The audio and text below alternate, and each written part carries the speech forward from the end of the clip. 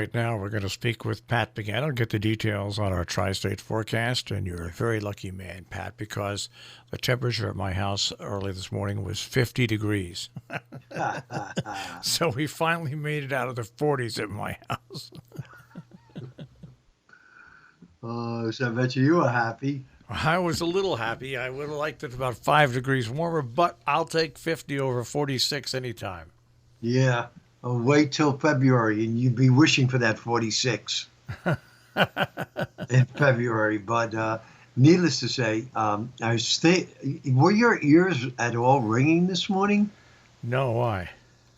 Because I was thinking about you as stupid things were happening with the computer all morning long. Well, the big stupid thing that happened at about 10 to 4 was a Microsoft update. Oh, I was going to bring up, I got a Microsoft update, and it wiped out all of my websites that I had saved. Oh, It wiped them out completely. And I was so upset. I don't know what it did to you, but that's what it did to me.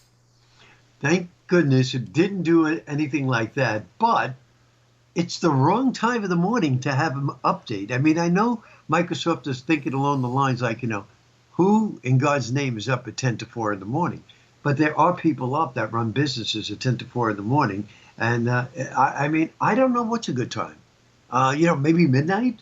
I don't know what is a good time. I just don't know. But, I mean, what are you going to do about it? That's the other thing. Do you really think that if you complain to Microsoft that they change that? No, and you can go into your settings and you can pick when you want your updates. By the way, I tried that so many times it ignores it. I get that feeling too. So Yeah. what I do on my main computer, on the on-air computer, is I turn the Right. updates off, and then on once a week on a Sunday morning when the computer's not being used, the on-air You'll computer, update it. that's when I get it updated. Yeah. Yeah. Yeah, because you can go in and ask for the update. Yes. Yeah, I know that. And then yesterday, after going on 3 weeks, a tech finally arrived to take a look at the copier printer scanner. An hour and a half later, took this whole thing apart.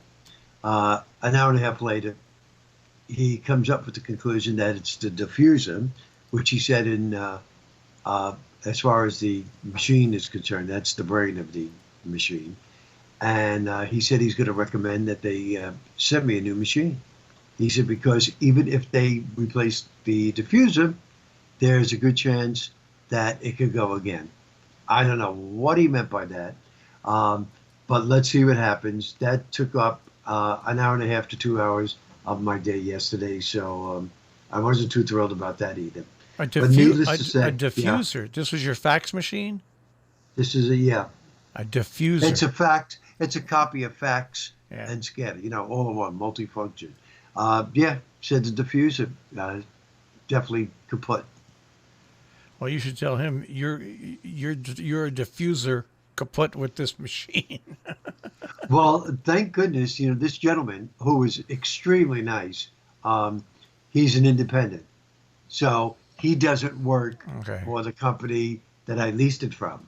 So they just, they sort of just, contacted him, and I guess they hired him.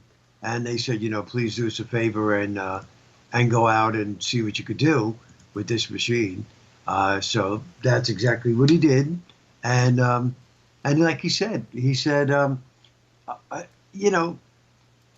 had some pretty harsh words for the make of the machine, and he showed me about how they put a wire in the back, and he said that's long been omitted.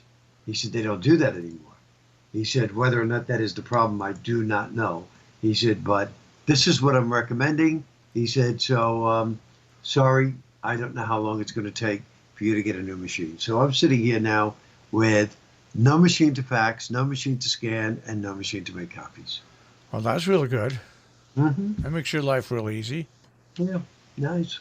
So, all right, so let's get to our weather, which is easy. We'll wind up with sunshine today, low 80s. Clear tonight, 55 to 60, Marshall. Sunny to partly cloudy Thursday, mid-80s. Sun and clouds Friday, maybe a late day shower. It's going to be widely scattered, mid-80s. And your weekend, Saturday and Sunday, it's hazy and humid. Showers and thunderstorms will fire up in the afternoon and die out at night, and the highs over the weekend will be in the middle 80s. Very simple. And summer does come in at 5:44 Saturday afternoon. Now, I was looking at the radar, and that low pressure system looks a lot like a winter storm to me.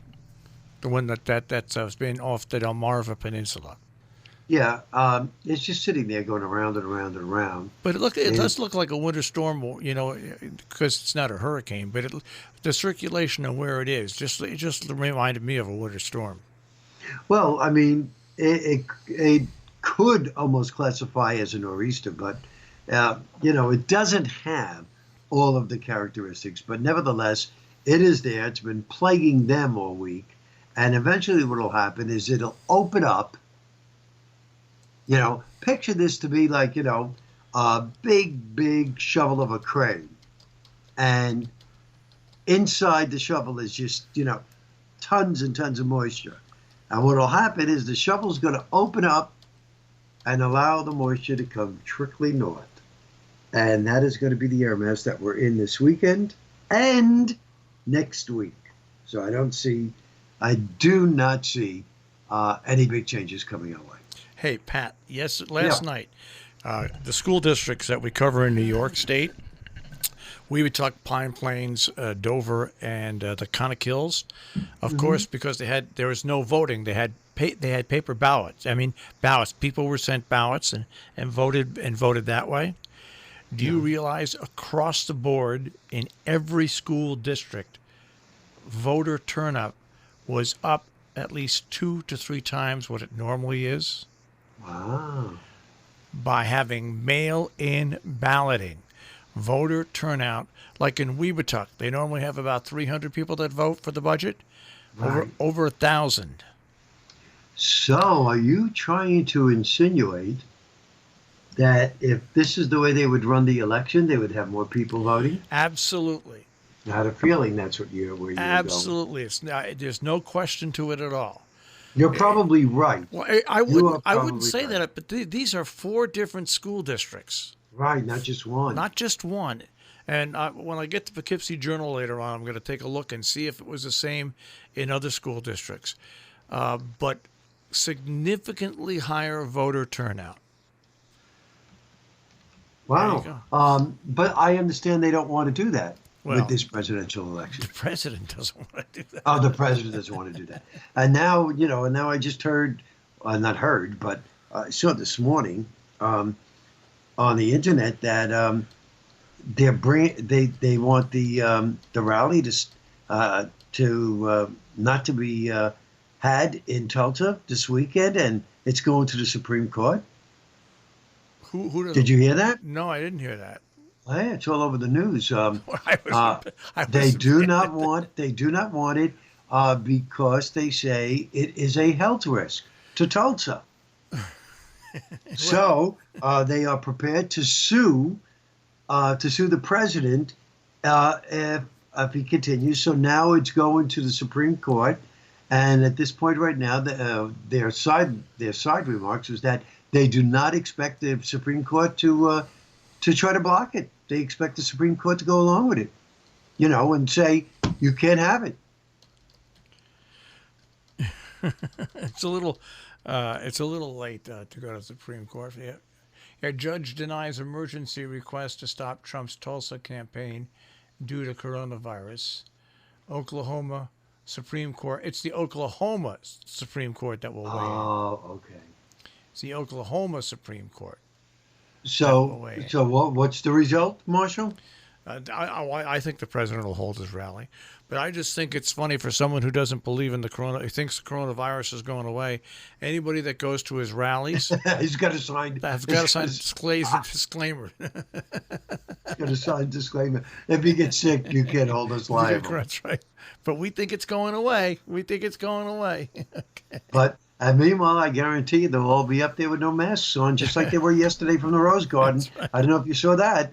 They're I, all there lined up with no masks on. I don't understand the logic. I just don't. no, I don't. I don't watch things like that. I was going to put your movie on yesterday, Pat, but I fell asleep, and then when I woke up, it was 4 o'clock, and then I worked to It's almost too late. I worked to almost 7 o'clock getting the budget votes gathered to take their. Then I had to get up at about midnight, and in between midnight and 1, because they counted these votes by hand, and most of them didn't finish till late, except for Weebatuck. Weebatuck got their vote count done fairly early, so I could have the news for this morning. I had to gather all the votes in between 12 and 1 o'clock this morning. So Believe me, I know exactly where you're coming from. I don't know what's with me, but lately, come late afternoon, I get zapped. I'm just zapped, and I wind up like you. I wind up falling asleep. I normally, wind up falling asleep for a little while, and then I wake up and I have to come back into the weather center just like you and do more work. yeah, I normally it's like a 2 hour nap, an hour and a half to 2 hour nap, but boy, it was Yeah. a solid 4 hour one yesterday. Wow, see, you too. Isn't it? Maybe you'll have a chance to watch it over the weekend. You'll see. Maybe today, who knows? I got so much sleep yesterday, who knows? All right, Pat. I will speak to you tomorrow. That sounds good, Marshall. Have a good one. Okay. Bye-bye, everyone. Wear those masks. Okay. Okay. Goodbye. Pat Pagano this morning in the Weather Center with a check on our tri-state forecast here on Robin Hood Radio.